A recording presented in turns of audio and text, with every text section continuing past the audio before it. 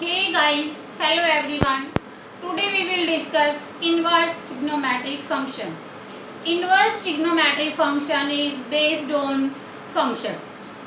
सबसे पहले आपको प्रीवियस चैप्टर में आपने पढ़ा होगा फंक्शन के बारे में, इन्वर्स के बारे में एंड +1 में आपने पढ़ा होगा ट्रिग्नोमेट्रिक के बारे में। आज हम यहाँ पे तीनों को एक साथ मिला के पढ़ेंगे इन्वर्स ट्रिग्नोमेट्रिक फंक्शन। बेटा यहाँ पे जो फंक्शन है हमें सबसे पहले उस फंक्शन के बारे में पता होना चाहिए। तो फंक्शन अगर सिंपल लैंग्वेज में हम बोल दें फंक्शन क्या है, function is the special type of relation in which every element of x have a unique image in y, no element in x which is left which have no codomain and no image। तो यहाँ पे function के बारे में आप बहुत अच्छे से जानते होंगे, तो इसके बारे में ब्रीफ में जाना यहाँ पे सही नहीं रहेगा। ट्रिग्नोमेट्रिक फंक्शन के बारे में हम पढ़ते हैं। ट्रिग्नोमेट्रिक फंक्शन आपने पढ़ा होगा 6 हमारे पास ट्रिग्नोमेट्रिक फंक्शन होते हैं, sine x, cos, tan, cot, sec, cosecant and extra. तो जो ट्रिग्नोमेट्रिक फंक्शन है जिसमें हम रेशियोज पढ़ते हैं साइन कोस के, वो सब हम यहाँ पे पढ़ने वाले हैं। मेन आता है यहाँ पे इनवर्स। अब इनवर्स के बारे में आपने पढ़ा होगा कि कोई भी फंक्शन है, सपोज करो आपके पास कोई एफ एक्स है, f x is equal to y में आपके पास कोई फंक्शन दे रखा है। इस फंक्शन का इनवर्स कब एग्जिस्ट करता है, जब हम क्या कहें, यानी x is equal to f inverse y, ये कब एग्जिस्ट करेगा, जब हमारे पास ये जो गिवन फंक्शन है, फंक्शन क्या होना चाहिए 1 1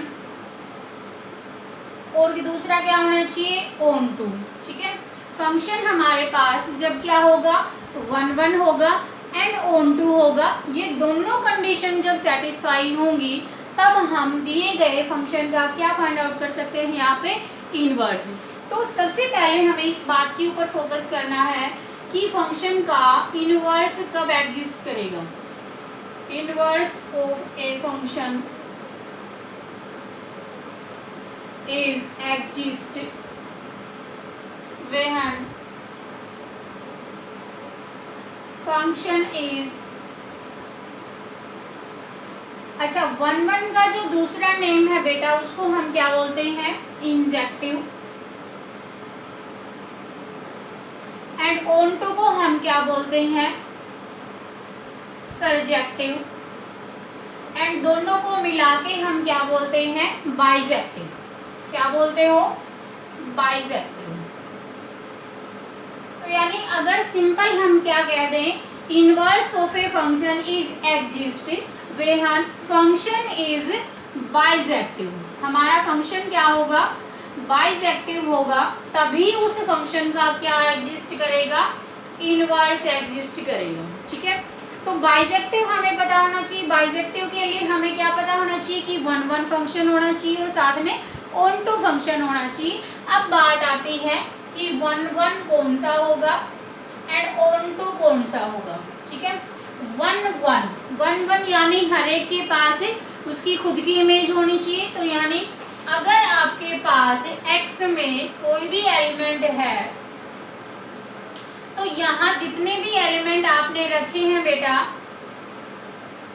तो उन सब की क्या होनी चाहिए एक डिफरेंट इमेज होनी चाहिए, किसमें y में। अगर ऐसा पॉसिबल है तो हम उसको क्या बोलते हैं गिवन फंक्शन इज 1 1। अगर हम इसकी डेफिनेशन थोड़ी सी ड्राइव कर दें तो 1 1 क्या है, every element of x have a different image in y।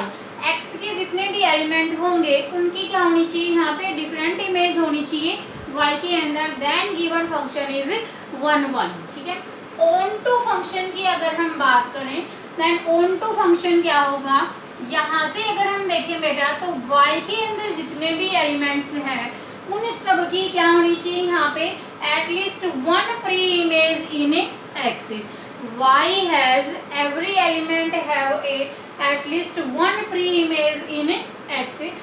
यहाँ कोई भी एलिमेंट नहीं छुपना चाहिए जिसकी कोई भी प्री इमेज x में ना हो, देन उस फंक्शन को हम क्या बोलेंगे ऑन 2 फंक्शन बोलेंगे। दोनों कंडीशन सेटिस्फाई होती हैं तो हम बोलेंगे कि कैसा फंक्शन है वो बाइजेक्टिव फंक्शन है। देन अगर वो बाइजेक्टिव फंक्शन है तो उस फंक्शन का इनवर्स एग्जिस्ट करेगा। अब बात करते हैं हम इनवर्स ट्रिग्नोमेट्रिक फंक्शन के बारे में। अब आपने ट्रिग्नोमेट्रिक फंक्शन को तो पढ़ा ही होगा। ट्रिग्नोमेट्रिक फंक्शन में हम पढ़ते हैं f x is equal to sine x. जैसे हमने कहा f x is equal to sine x, है ना। अब ये जो साइन एक्स है, साइन एक्स की अगर हम कर्व ट्रेस कर दें तो साइन एक्स की जो कर्व है बेटा वो कुछ इस तरह से आती है। पीछे भी अगर हम इसको ड्रॉ कर दें तो यहाँ पे देखोगे कि यहाँ पे 0 हो रहा है, यहाँ पे 0 हो रहा है, यहाँ पे 0, यहाँ पे 0, यानी बहुत सारे यहाँ पे नंबर्स ऐसे होंगे, एंगल्स ऐसे होंगे जहाँ पे हमारा जो फंक्शन है साइन क्या दे रहा है, हमें 0 वैल्यू दे रहा है। बट हम तो कह रहे हैं कि 0 वैल्यू हमें एक बार ही मिलनी चाहिए। तो in case of this given function यानी ट्रिग्नोमेट्रिक फंक्शन इज नॉट 1 1। जो ट्रिग्नोमेट्रिक फंक्शन है वो 1 1 नहीं है। बट हम कह रहे हैं कि ट्रिग्नोमेट्रिक फंक्शन का इन्वर्स एग्जिस्ट करता है, तो फिर भी इन्वर्स एग्जिस्ट कैसे करेगा, इसके पीछे हमने एक लॉजिक लगाया है। यहाँ पे जितने भी बेटा यहाँ पे x की जो वैल्यूज है यानी क्या है, हमारी डोमेन है, ठीक है। अगर हम साइन x की डोमेन की बात करें तो डोमेन हमारे पास क्या है, जितने भी रियल नंबर हैं, ठीक है, यानी रियल नंबर हमारे पास कुछ भी हैं वो सारे क्या है, x की वैल्यूज हैं, तो वो डोमेन है। तो सारे रियल नंबर हमारी डोमेन है। रेंज क्या आएगी, रेंज देखो यहाँ से देखोगे तो y की वैल्यू हमारी क्या जा रही है, मैक्सिमम 1 अटेंड कर रहा है एंड मिनिमम क्या अटेंड हो रही है यहाँ पे -1। तो जो रेंज है वो क्या जा रही है, -1 से 1 पे जा रही है। तो डोमेन हमारी R है, रेंज क्या है, -1 से 1 पे है। तो जो साइन हमारा है वो ऑसिलेट हो रहा है 1 और -1 के बीच में, बट डिफरेंट वैल्यू दे रहा है। तो अब हम क्या करेंगे कि यहाँ से हमारी जो वैल्यूज आई, यानी यहाँ पे 0 आया, यहाँ पे कुछ और वैल्यू दिखाएगा, यहाँ पे मैक्सिमम क्या आ गया 1। तो इस केस में हमने क्या किया है, इसकी जो ग्राफ है इसको थोड़ा शॉर्ट एंड कर दिया, यानी हमने इसको छोटा कर दिया, यानी इसकी जो डोमेन थी उस डोमेन के ऊपर हमने क्या लगा दी, थोड़ी सी रेस्ट्रिक्शन लगा दी कि हम सारे रियल नंबर नहीं उठाएंगे, हम क्या उठाएंगे, यहाँ से कुछ ही रियल नंबर उठाएंगे जो कि क्या देंगे, हमें एक यूनिक वैल्यू देंगे, एक यूनिक इमेज देंगे। तो उस डोमेन के ऊपर हमने एक रेस्ट्रिक्शन लगाने के बाद जो फंक्शन आएगा उस फंक्शन का हम क्या निकाल सकते हैं, यहाँ पे इनवर्स निकाल सकते हैं।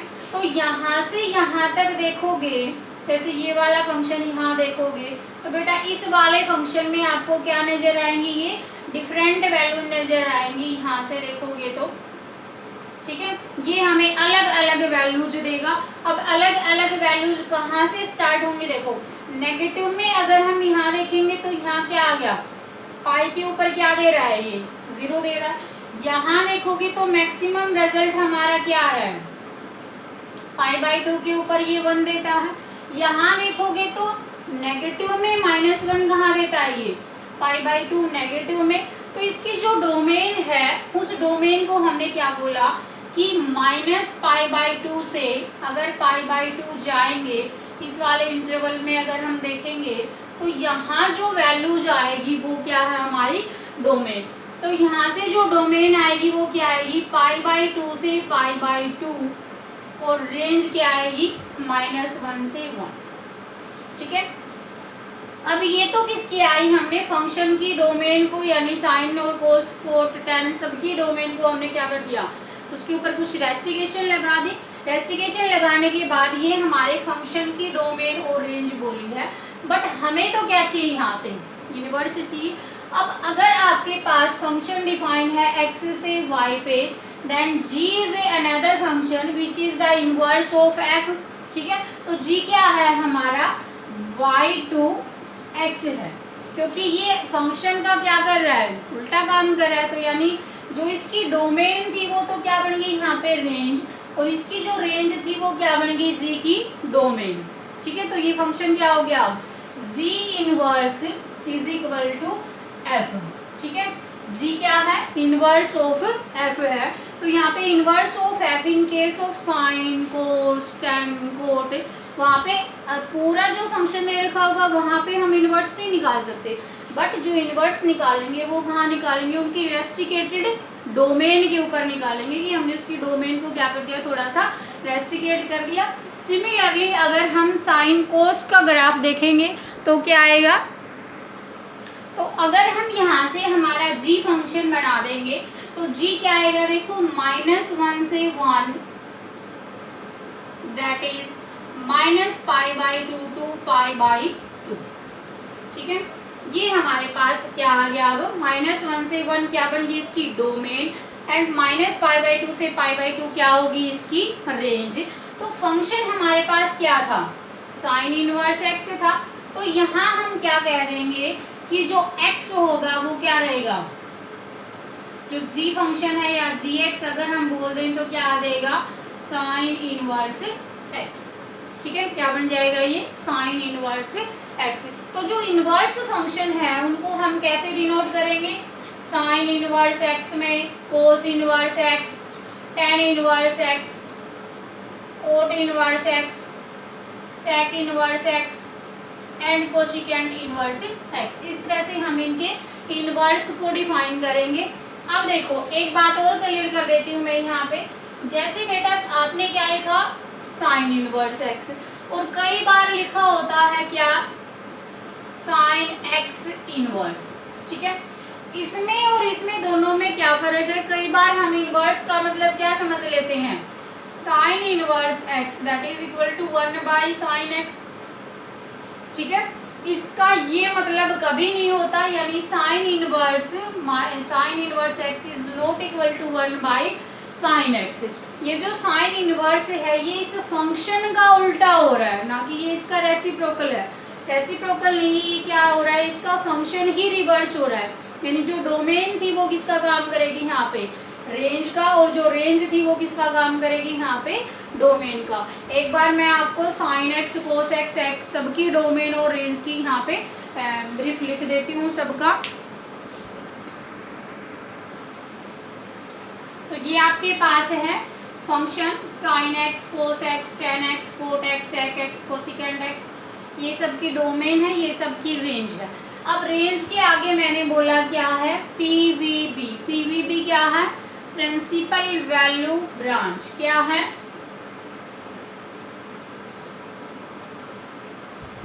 Principal value branch. ठीक है, प्रिंसिपल वैल्यू ब्रांच, यहाँ रेंज जो होगी, जैसे आप यहाँ पे प्रिंसिपल वैल्यू या प्रिंसिपल वैल्यूज फाइंड आउट करेंगे, जैसे यहाँ पे कुछ वैल्यूज दे देगा तो बेटा जो आपका आंसर आएगा वो कहाँ आना चाहिए, इस प्रिंसिपल वैल्यू ब्रांच के अंदर ही लाइज करना चाहिए। जैसे अगर साइन में एक्स में कुछ वैल्यू फाइंड आउट करनी है तो वो जो एक्स की वैल्यू जो आएगी वो कहाँ होनी चाहिए, -π/2 से π/2 के बीच में ही होनी चाहिए। अगर उससे कहीं बाहर जा रही है तो हम उसको किसमें लेके आएंगे, उसी पीवीबी में लेके आएंगे, यानी प्रिंसिपल वैल्यू ब्रांच में ही लेके आएंगे। जैसे कोस इनवर्स एक्स है तो डोमेन -1 से बन जाएगी, एंड जो रेंज होगी वो 0 से पाई के बीच में आएगी, यानी नेगेटिव आंसर आपको नहीं लेके आना। टेन इनवर्स एक्स है, डोमेन रियल नंबर है, रेंज क्या है -π/2 से π/2, बट क्या है यहाँ पे ओपन इंटरवल है, और यहाँ पे कौन सा इंटरवल है, क्लोज इंटरवल। अब क्लोज इंटरवल और ओपन इंटरवल में डिफरेंस आपको पता होना चाहिए। क्लोज इंटरवल में मतलब यहाँ पे -π/2 वैल्यू आपकी इंक्लूड है, but as in the open interval -π/2 is exclude. यहाँ पे हमने -π/2 को छोड़ रखा है और यहाँ पे -π/2 को हमने ले रखा है। ठीक है, सेम कोट इनवर्स एक्स में डोमेन रियल नंबर है और रेंज क्या है 0 से पाई, लेकिन ओपन इंटरवल। यहाँ पे देखोगे तो sec inverse x real number में से हमने क्या घटा रखा है, -1 और 1 ओपन इंटरवल को छोड़ रखा है। 0 से पाई रेंज होगी इसकी, बट π/2 को हमने एक्सक्लूड कर रखा है, यहाँ से निकाल रखा है। सिमिलरली रियल नंबर में से हमने -1 और 1 को हटा रखा है, फिर -π/2 से π/2 और 0 को हमने एक्सक्लूड कर रखा है। अब ये π/2 को एक्सक्लूड क्यों किया, 0 को एक्सक्लूड क्यों किया, इसके पीछे जो रीजन है वो क्या है, जो सेक एक्स है वो π/2 पे आपको क्या देगा आंसर, 0 आंसर देगा। तो समथिंग बाय 0 आते ही ये किसको टेंड करेगा, इन्फिनिटी को टेंड करेगा, तो इन्फिनिटी में हमें जाना नहीं है, इसलिए हम इसकी वैल्यू को क्या कर देते हैं, एक्सक्लूड करते हैं। सिमिलरली कोसिकेंट इनवर्स एक्स में कोस हमें कोसिकेंट 0 पे क्या देगा, हमें इनफाइनाइट वैल्यू देगा, तो इसलिए हमने इन वैल्यूज को क्या किया है, यहाँ से एक्सक्लूड किया है। ठीक है, तो ये आपके पास था फंक्शन जिनकी डोमेन रेंज, जो भी 6 ट्रिग्नोमेट्रिक फंक्शन थे उन सब की डोमेन एंड रेंज थी। तो बेटा ये आपकी मेमोरी में फिट हो जाना चाहिए कि डोमेन क्या होती है, रेंज क्या होती है, क्योंकि आगे जब हम क्वेश्चन पुट करेंगे तो वहाँ पे पीवीबी के ऊपर बेस्ड ही क्वेश्चन आएंगे, यानी जो भी आंसर आपका आएगा वो प्रिंसिपल वैल्यू में ही आना चाहिए, अदरवाइज आपका आंसर रॉन्ग हो सकता है। नेक्स्ट हम कुछ एग्जाम्पल लेते हैं। फर्स्ट क्वेश्चन है साइन इनवर्स 1/2, देन कैसे फाइंड आउट करोगे, sine inverse 1/2 that is equal to theta. ठीक है, ये किसकी इक्वल है, थीटा के बराबर। तो यहाँ से देखोगे तो आपके पास क्या आएगा, sine theta is equal to 1/2। ठीक है, देन यहाँ पे कौन से एंगल के ऊपर साइन आपको 1/2 देगा, ये आपको निकालना है। तो यहाँ से आप देखोगे तो साइन 1/2 कहाँ पे होता है, 1/2 वैल्यू कहाँ देगा, पाई बाई, यानी साइन π/6, π/6 के ऊपर जो वैल्यू आएगी साइन की वो कितनी आती है, 1/2 आती है। देन अगर हम यहाँ से कंपेयर करें तो थीटा आपके पास क्या आएगा, π/6 आएगा। अब जो π/6 है बेटा, हमें पता होना चाहिए कि साइन की जो रेंज थी, यानी साइन की जो पीवीबी है, प्रिंसिपल वैल्यू ब्रांच है, वो प्रिंसिपल वैल्यू ब्रांच कहाँ थी, -π/2 से लेके π/2 तक। ठीक है, अब यहाँ जो आपका थीटा आया है वो थीटा कहाँ पे बिलोंग करना चाहिए, -π/2 से लेके π/2 में आना चाहिए। अब यहाँ देखोगे तो π/2 इन दोनों के बीच में ही आता है, then theta belongs to -π/2 to π/2, जो हमारा थीटा आएगा वो कहाँ बिलोंग करना चाहिए, -π/2 से π/2 क्लोज इंटरवल। देन जो आंसर आया हमारा that is the right answer. ठीक है, नेक्स्ट लेते हैं cos inverse 1/√2 that is equal to theta again, then cos theta is equal to 1/√2। अब जो 1/√2 है cos की कहाँ पे वैल्यू देता है, थीटा इज इक्वल टू π/4 के बराबर। ठीक है, 45 के ऊपर देखोगे तो cos की वैल्यू क्या होती है, 1/√2। अब जो इंटरवल था हमारा, यानी थीटा कहाँ पे आना चाहिए, क्लोज इंटरवल 0 to π। अब π/4 0 और π के बीच में है, तो ये क्या हो जाएगा, राइट आंसर हो जाएगा। ठीक है, नेक्स्ट लेते हैं tan inverse 1/√3 that is equal to theta, then tan theta is equal to क्या आएगा, 1/√3। अब tan 1/√3 कहाँ देता है, π/6 पे, देन क्या आ जाएगा, ये 5/6।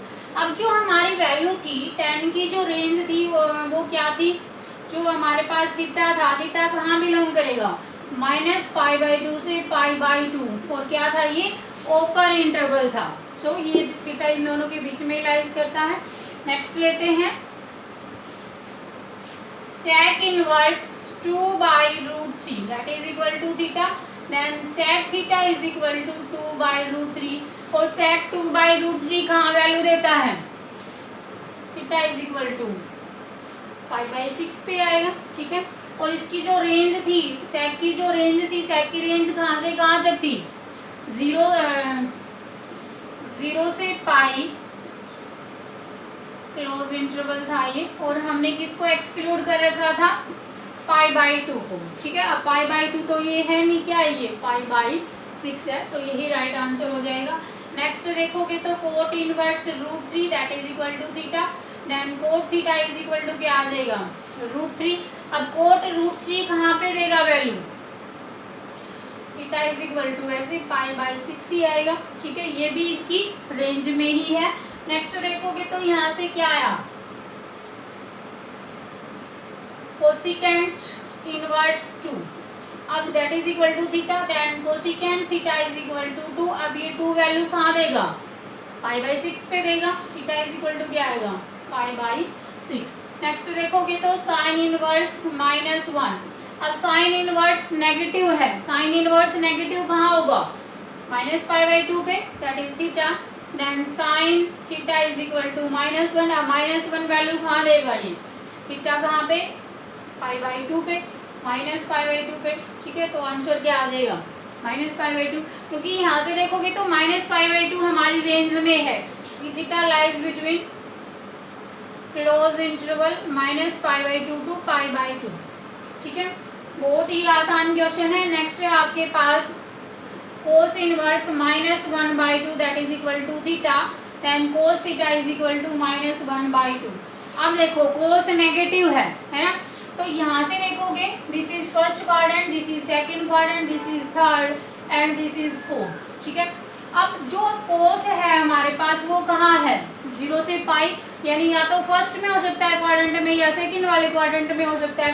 तो यहाँ देखोगे तो फर्स्ट क्वाड्रेंट सेकंड क्वाड्रेंट में कोस कैसी वैल्यू देता है, नेगेटिव वैल्यू देता है कि नहीं। तो यहाँ से कोस की जो वैल्यू है वो नेगेटिव कब होगी, जब हम पाई में से कुछ घटा देंगे तो नेगेटिव आंसर आ जाएगा। तो यहाँ हमारे पास क्या है, -1/2 है। अब माइनस यानी माइनस को रहने दो एक बार, 1/2 वैल्यू कहाँ देगा ये, π/6 पे देगा।